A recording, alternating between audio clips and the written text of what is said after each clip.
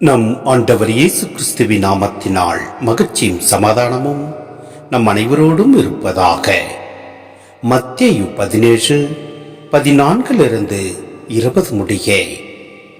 அவர்கள் மக்கள் கூட்டத்தினரிடம் வந்தபோது ஒருவர் அவரை அணுகி அவர் முன் முழந்தாள் படியிட்டு, ஐயா, என் மகனுக்கு இரங்கும், அவன் வலிப்பு நோயால் பெரிதும் துன்புறுகிறான், அடிக்கடி தீயிலும் தண்ணீரிலும் விழுகிறான். உன் சீடர்களிடம் அவனை கொண்டு வந்தேன், அவனை குணமாக்க அவர்களால் முடியவில்லை என்றார். அதற்கு இயேசு, நம்பிக்கையற்ற சீரழிந்த தலைமுறையினரே, எவ்வளவு காலம் நான் உங்களோடு இருக்க இயலும்? எவ்வளவு காலம் நான் உங்களை பொறுத்து கொள்ள இயலும்? அவனை என்னிடம் இங்கே கொண்டு வாருங்கள் என்று கூறினார்.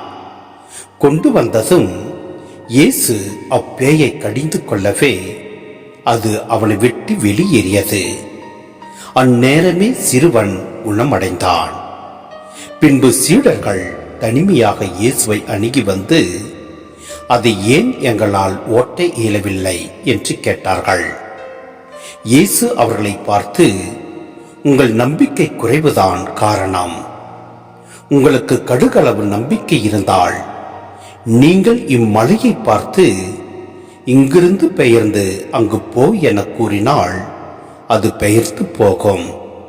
உங்களால் முடியாதது ஒன்றும் இராது என நான் உங்களுக்கு சொல்கிறேன்.